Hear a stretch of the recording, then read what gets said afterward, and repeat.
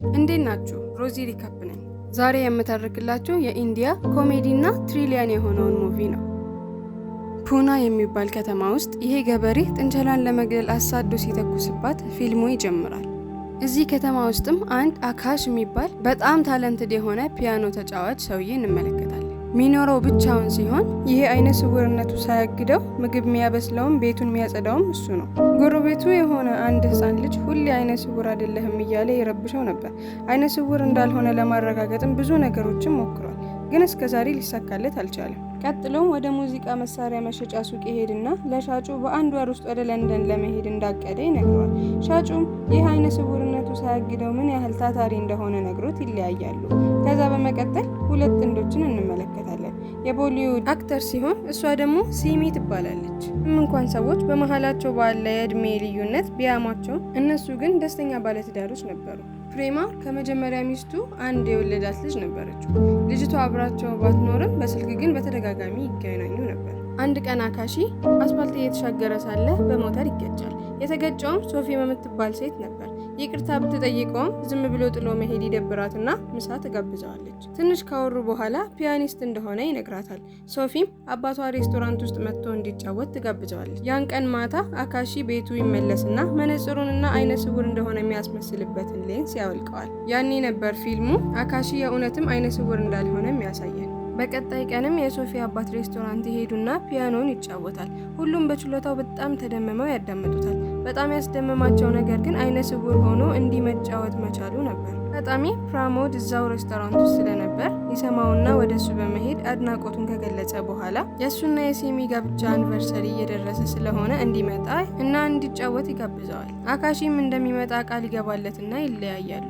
አክተሩም ቤታቸው ሰርፕራይዝ እንዲሆን ፈልጎ ስለነበር ሚስቱን ለትንሽ ጊዜ ከተማ ውስጥ ሊሆን እንደማይችል ይነግራታል። ወደ ቤት በሚመለሱበትም ሰዓት ዝናብ እየዘነበ ስለነበር ሶፊ እሱ ቤት ለማደር ትወስናለች። አይነ ስውር ነው ብላም ስለምታስብ በፊቱ ልብሷን ትቀይራለች። በዚች ቀናትም በደንብ እየተግባቡ ስለነበር ሌሊቱን አብረው ያሳልፋሉ።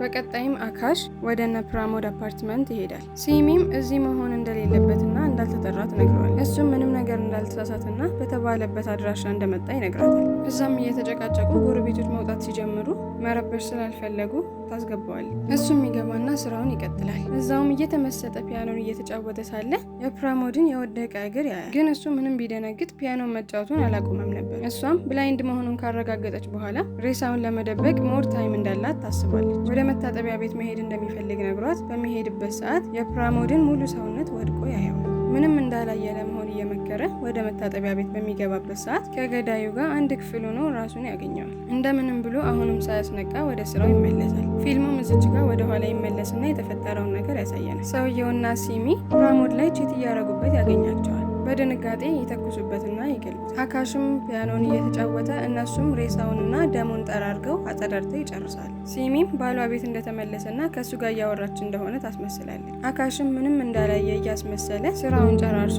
ከቤቱ ይወጣል። ከወጣም በኋላ አንድ ቦታ ላይ ቁጭ ብሎ ራሱን ለማረጋጋት እየሞከረ ቀጣይ ምን ማድረግ እንዳለበት ያስብ ጀመር። ከዛም ሻኩ የምትባለዋ ሎተሪ ሻጭ ስታናግረው እናያለን። ባጃጅም ትጠራለታለች።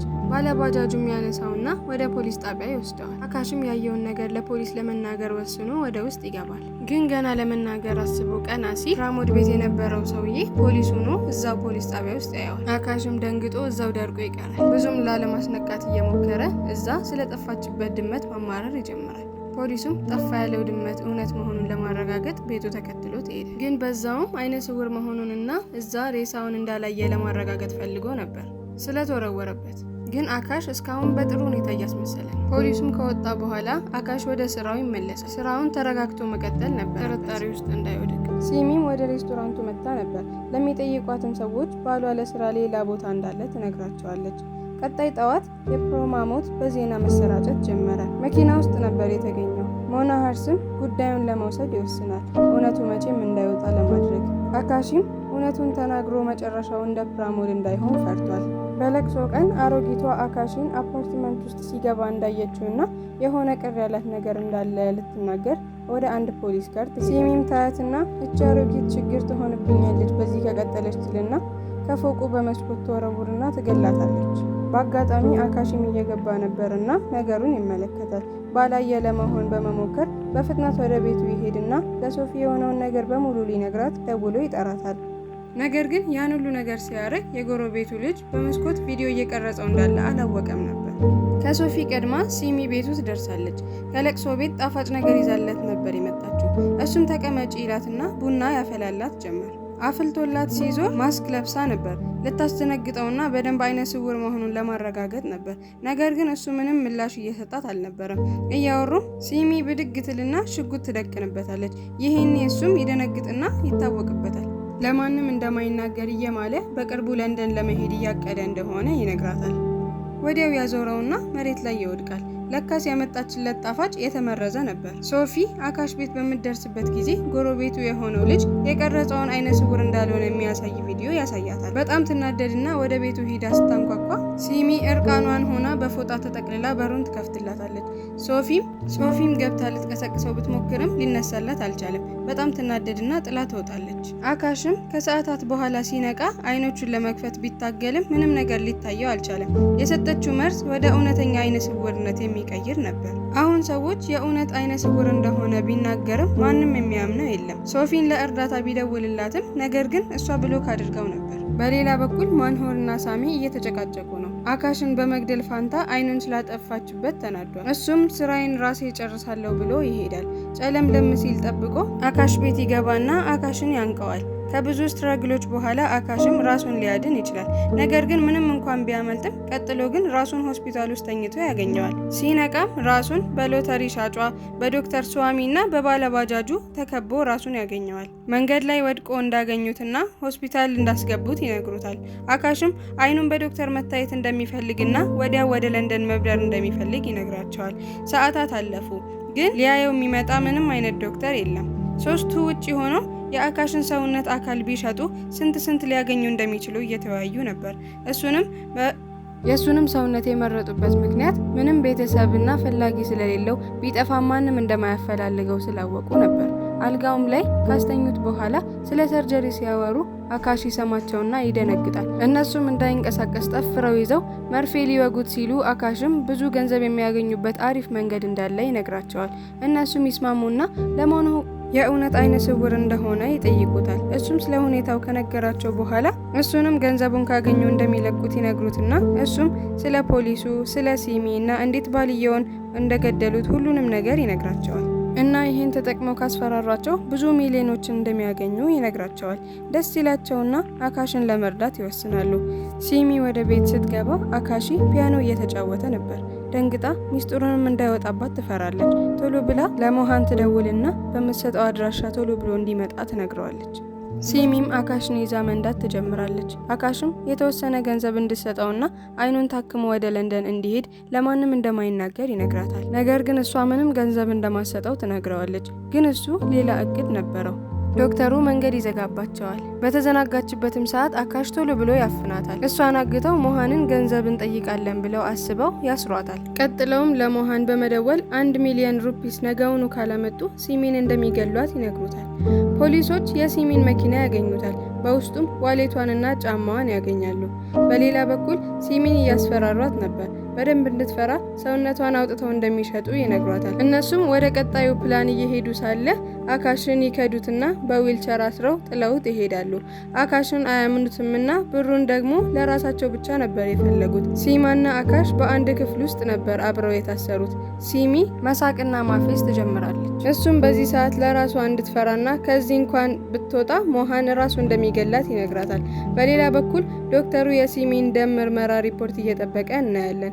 ሪፖርቱም ደርሶ ሲመለከተው ፊቱ ብርትርት ይልና እየፈጠነ ወደ እሷ ይሄድላታል። እዛ ደግሞ ሙርሊ ቦርሳውን ሊቀበል ይሄዳል። ነገር ግን ቦርሳውን ይዞ ሳይሄድ በፊት ሞሪን ቀድሞ ይተኩስበታል። ሻኩ ትደነግጣለች። ቀጥላም የተተኮሰበትን ሰውዬና ብሩን ይዛ ወደ ሆስፒታል ትሄዳለች። የተተኮሰበት ሙርሊንም ወደ ሆስፒታል በምትወስደው ጊዜ እንደረፈደና ሊተርፍ እንዳልቻለ ዶክተሮቹ ይነግሯታል።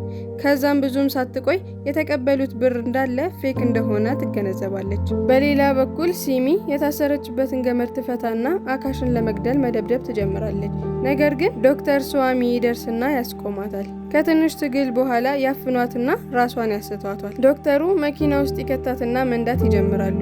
በመንገዳቸውም ዶክተሩ ለአሻኪ BRH ኔጌቲቭ የደም አይነት እንዳላትና ያ ደግሞ ሁልጊዜ የማይገኝ እንደሆነ ይነግረዋል። አንድ የሀብታም ሰውዬ ልጅ ጉበት እንደሚያስፈልጋትና የሲሚን መስጠት ከቻሉ በብዙ የሚቆጠሩ ሚሊዮኖችን ማግኘት እንደሚችሉ ይነግረዋል። ግማሹን ብር እንደሚሰጠውና የፈለገውን እንዲያደርግበት ይነግረዋል። አካሽ ግን ይህን ማድረግ አልፈልግም፣ ምክንያቱም ይህን ለማድረግ ሲሚን መግደል አለበት። ከ2 ዓመት በኋላ ሶፊ ኢሮፕ ውስጥ ስትዝናና ያሳየናል። ከአካሽ ጋር የነበራትን ነገር ሁሉ በመርሳት እየኖረች ሳለ የእሱ ፖስተር የተለጠፈበትን ሬስቶራንት ታያለች። ውስጥ ፒያኖ እየተጫወተ ነበር። ሲጨርስ ይገናኙና ያወራሉ። እሱም የተፈጠረውን ነገር በሙሉ ይነግራታል። ፊልሙ ወደ ኋላ ይመለስና ሲሚን ይዘው ወደ ሙምባይ እየተጓዙ ሳለ መኪናውን አቁሞ ለሲሚ ሌላ ማደንዘዣ ሊሰጣት ይወርዳል። እንደወረደም ጥይት ይተኮስበትና ይገደላል። ሲሚም ገቢና ገብታ አካሽን ከመኪናው ታስወርደውና ልትገጨው ወደሱ መንዳት ትጀምራለች። ልትገጨው ትንሽ ሲቀራት ፊልሙ ሲጀምር የተሰማው የተኩስ ድምጽ ይሰማል። ጥንቸሏን ለመግደል የሚሞክረው ገበሬ ነበር። ጥንቸሏም ዘላ ትገባባትና መኪናው ተገልብጦ ትሞታለች። አካሹም ቀጣዩን ባስ ተሳፍሮ ወደ ሙምባይ ይገባና በጓደኛ እርዳታ ወደ ለንደን ይገባል። ከዛ ጊዜ ጀምሮ ሆቴሎች ውስጥ እየሰራ ነበር። ሶፊንም ይጋብዛታል ቀጣይ ለሚያቀርበው ፒያኖ ፕሮግራም። ነገር ግን እሷ ነገ ጠዋት በረራ እንዳለባትና በቅርብ እንደሚገናኙ ነግራው ይለያያሉ። በመጨረሻም መሬት ላይ ኮዳ ሲጠልስ ፊልሙ ያልቃል። ማየት ይችላል ወይስ አይነ ስውር ነው እስካሁን ብለን እንድናስብ አድርጓል።